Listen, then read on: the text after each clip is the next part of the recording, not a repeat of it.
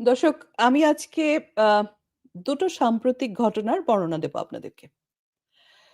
১ম ঘটনা চট্টগ্রামে জামাতের কেন্দ্রীয় নেতা শাহজাহান চৌধুরী প্রকাশ্যে মঞ্চে দাঁড়িয়ে বলেছেন, "প্রশাসনকে আমাদের আন্ডারে আনতে হবে।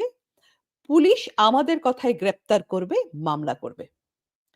শুধু তাই না, আরেকটা বক্তৃতায় তিনি দাবি করেছেন, "আমার জন্য সূর্য দাঁড়িয়ে থাকবে।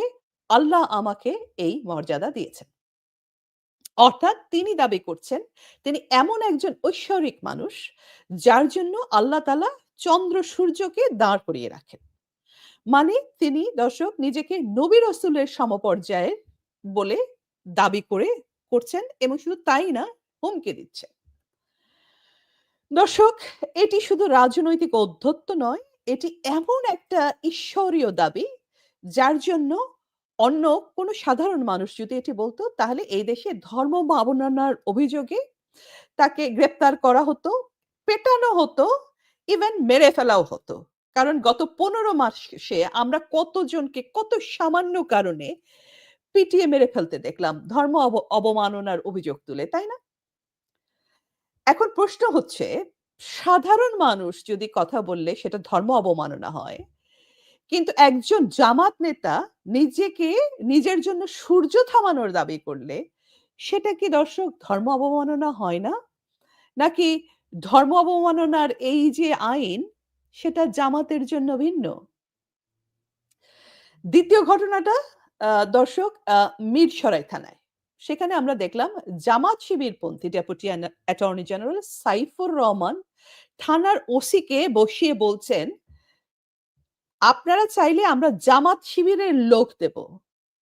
ইউনিয়ন ভিত্তিক গোয়েন্দা টিম তৈরি করতে সাহায্য করব।"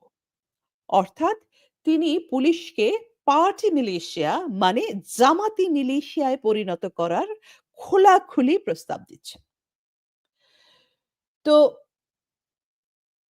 আরেকদিকে আমরা দেখলাম যে জামাতের আমির শফিকুর রহমান বলছেন, নারীদেরকে বোরকা পর আ আমরা ক্ষমতায় গেলেই নারীদেরকে বোরকা পড়তে আমরা জোর করব না। এখন দর্শক, সময় থাকলে হয়তো উনি এটাও বলতেন যে, "চিন্তা করেন না, ক্ষমতায় গেলে আমরা আর রক কাটব না। ক্ষমতায় গেলে আমরা আর সন্ত্রাস করব না। ক্ষমতায় গেলে আমরা আবার দেশের সাথে বেইমানি করব না।" মানে দর্শক, সুকুমার রায়ের কবিতাটা তো মনে আছে যে, "ভয় পেও না, ভয় পেও না, তোমায় আমি মারব না।" অনেকটা সেইরকম আরকি। এখন দর্শক, বাংলাদেশের মানুষ জামাতকে চেনে। আ তারা জানে জামাতের যে রাজনৈতিক ইসলাম সেটি প্রকৃত ইসলাম নয়। ইসলাম হলো ন্যায়, সমতা, মানবিকতা। আর জামাতের প্রচারিত বয়ান হলো দমন, ভয়, রক কাটা, শরিয়া পুলিশিং, নারীর স্বাধীনতা সীমাবদ্ধ করা, মত প্রকাশকে অপরাধ বানানো এবং রাজনৈতিক বিরোধীদেরকে কাফের ঘোষণা। তারা এই জামাত ইসলাম সেই ইসলামের কথা বলে, যেখানে মুক্তিযোদ্ধারা ভালো নয়, রাজাকাররা ভালো। আ মাতৃভূমির সাথে বেইমানি করা জায়েজ।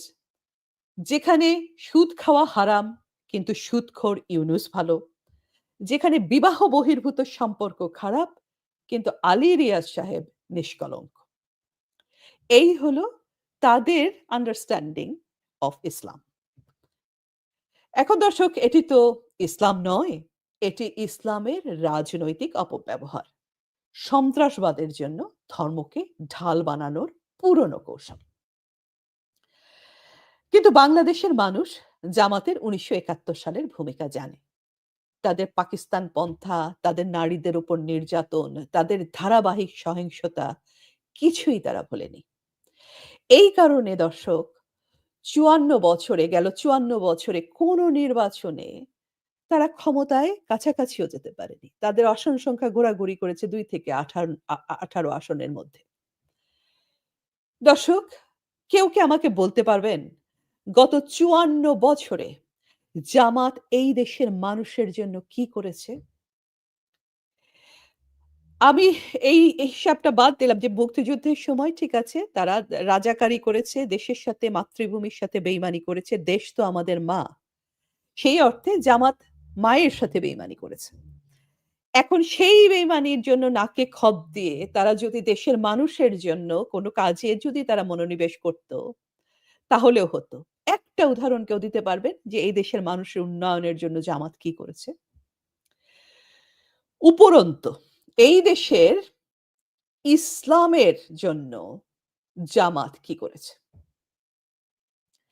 আসলে দর্শক চিন্তা করে দেখুন, এই দেশের ইসলামের জামাত যতখানি ক্ষতি করেছে, আর কোন দল সেই রকম ক্ষতি করেনি। তো এই যে ইসলাম নিয়ে তারা রাজনীতি করে, ইসলামকে আ ইসলামকে তারা ব্যবসায়িক অলমোস্ট ইসলামকে নিয়ে তারা ব্যবসা করে, ধর্মকে নিয়ে। তো সেই ইসলামের জন্য কোন রকম উল্লেখযোগ্য অবদান জামাতের আছে? রক্কাটা ছাড়া। আ এরা আ ই নিজেদের ইসলামী পরিচয় পর্যন্ত গোপন করে, নিজেদের দলীয় পরিচয় পর্যন্ত লুকিয়ে তারা আমরা দেখেছি যে বিভিন্ন দলের মধ্যে গিয়ে বসে থাকে। তেলাপোকার মতো। তেলাপোকা যেমন গর্তে গিয়ে লুকিয়ে থাকে, সেরকম তারা বিভিন্ন দলের মধ্যে ভিতরে আ গিয়ে ঢুকে বসে থাকে। আম এবং তারা উম এই পরিচয় লুকাতে তারা কি করেছে? বছরের পর বছর তারা মিথ্যে বলেছে। বছরের পর বছর তারা মানুষকে ধোঁকা দিয়েছে। এটা কি কোনো সত্যিকারের ইসলামে বিশ্বাসী, ঈমান আনা কোনো মানুষের লক্ষণ? দর্শক, কোনো দলের লক্ষণ? আ কতখানি নির্লজ্জ, কতখানি ভণ্ড হলে এটা সম্ভব? এই দেশের জনগণ তাই আ আ জামাতকে বিশ্বাস করে না। জনগণ জানে যে এই রাষ্ট্রের ক্ষমতা তাদেরকে কোনোভাবেই তাদের হাতে দেওয়া যাবে না।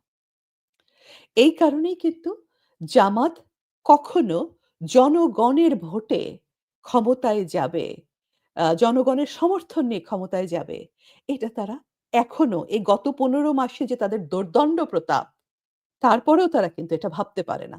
যেই কারণেই তারা কিন্তু এই যে নির্বাচনের এতগুলো শর্ত, এই যে গণভোটের এতগুলো শর্ত, এই যে জুলাই সনদে এই হতে হবে, সেই হতে হবে, এত দফা, এই যে সংবিধান পরিবর্তন করে ফেলতে হবে, এই সমস্ত কিছু কিন্তু তারা করছে এই কারণে যে তারা জানে যে কখনোই তারা আসলে জনসমর্থন নিয়ে এই দেশে একটা নির্বাচন হলে, কখনো সুষ্ঠু নির্বাচন হলে জনসমর্থন নিয়ে তারা কখনোই ক্ষমতায় যেতে পারে না, পারবে না।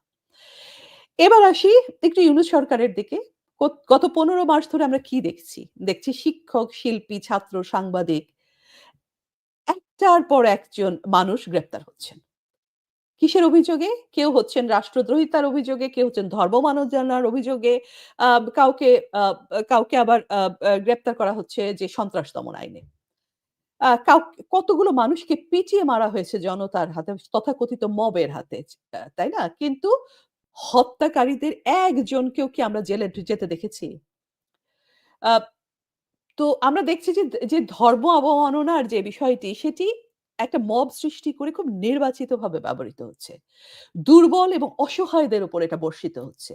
কিন্তু যখন একজন জামাত নেতা প্রকাশ্যে দাবি করেন যে, "সূর্য আমার জন্য দাঁড়িয়ে যাবে", সেটাকে তারা কিন্তু ধর্ম অবমাননা বলে মনেই করছে না। ধর্ম নিয়ে যারা রাজনীতি করে তারাই ধর্মের সবচেয়ে বড় অপমান করছেন। কিন্তু এই বিষয় নিয়ে একটি শব্দও আমরা ইউনূস সরকারের মুখ থেকে শুনলাম না। তাহলে কি ধর্ম শুধু ইউনূস সরকারের জন্য সাধারণ মানুষের বিরুদ্ধে অস্ত্র আর জামাতের জন্য ঢাল? ইউনূস সরকার দর্শক ক্ষমতায় আসার পরপরই বহু জঙ্গিকে, বহু সন্ত্রাসীকে মুক্তি দিয়েছে। এটা আপনারা সবাই জানেন। এটা কিন্তু দর্শক কোনো প্রশাসনিক ভুল নয়। এটি একটি রাজনৈতিক প্রকল্প। আহ দেখুন আপনারা কারা মুক্তি পাচ্ছে? জঙ্গি, চরমপন্থী, সহিংস উগ্রবাদীরা। আর কারা গ্রেপ্তার হচ্ছেন? শিক্ষক, শিল্পী, লেখক, সাংবাদিক, আ সাংস্কৃতিক কর্মী, শিল্পী, মুক্তিযুদ্ধের পক্ষে থাকা মানুষ। অর্থাৎ সন্ত্রাসী আর রাষ্ট্রদ্রোহিতার সংজ্ঞা ইচ্ছে মতো বদলে দিচ্ছেন ইউনূস। আজকে বাংলাদেশে শিক্ষক প্রতিবাদ করলে তিনি হয়ে যান সন্ত্রাসী, শিল্পী কথা বললে তিনি হয়ে যান ধর্ম অবমাননাকারী, সাংবাদিক সত্য লিখলে তিনি হয়ে যান রাষ্ট্রদ্রোহী। আর জঙ্গিরা হয়ে যাচ্ছে ভুল করে ভুল পথে চলে যাওয়া অনুতপ্ত ভাই, যাদেরকে ছেড়ে দেওয়া উচিত। তাই না? তাহলে ইউনূস আসলে কি করছেন? তিনি আসলে এই যে ইতিহাসকে যেমন রিসেট করেছেন, বাংলাদেশের মুক্তিযুদ্ধের ইতিহাসকে যেরকম আক্রমণ করেছেন এবং সেটাকে রিসেট করছেন, সেইরকম সন্ত্রাসবাদ আর রাষ্ট্রদ্রোহের সংজ্ঞাটাকেও কিন্তু উনি রিসেট করছেন। এই কারণেই বলা জরুরি যে ইউনূস সরকার দর্শক কোনো নির্দলীয় সরকার নয়। এটি একটি অবৈধ রাজনৈতিক জোট যার শরীরটি ইউনূস কিন্তু যার আত্মা বিএনপি, জামাত, এনসিপির সম্মিলিত স্বার্থে চালিত। জুলাই সনদ, আ আওয়ামী লীগকে নিষিদ্ধ ঘোষণা, শেখ হাসিনার প্রহসনের বিচার এগুলো আসলে সবই জামাতকে ব্যাকডোরে ক্ষমতায় তোলার নকশা ছাড়া আর কিছুই নয়। দর্শক, জামাত রাষ্ট্রকে ধর্মীয় উগ্রতার হাতে দিতে চায়। ইউনূস সরকার রাষ্ট্রকে ভয়, দমন এবং ধর্মীয় গোষ্ঠীগুলোকে ব্যবহার করে নিয়ন্ত্রণ করতে চায়। এই দুটি অপশক্তির আলাদা দুটি পথ নয়। এরা আসলে একই প্রকল্পের ২ টি দিক। একই লক্ষ্যে এরা কাজ করছে। বাংলাদেশের রাষ্ট্রদর্শন পাল্টানো, মুক্তিযুদ্ধের চেতনাকে দুর্বল করা আর দেশের ভবিষ্যৎকে অন্ধকারের দিকে ঠেলে দেওয়া। কিন্তু দর্শক মনে রাখবেন, এই অন্ধকার বাংলাদেশের ওপর স্থায়ী ছায়া ফেলতে পারবে না।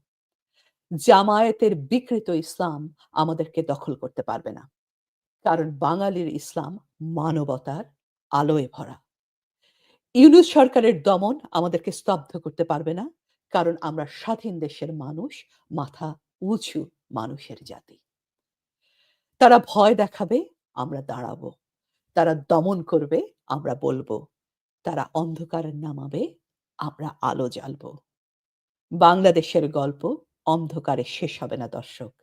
বাংলাদেশের গল্প শেষ হবে মানুষের জয়ে, ন্যায়ের জয়ে, আলোর জয়ে। জয় বাংলা।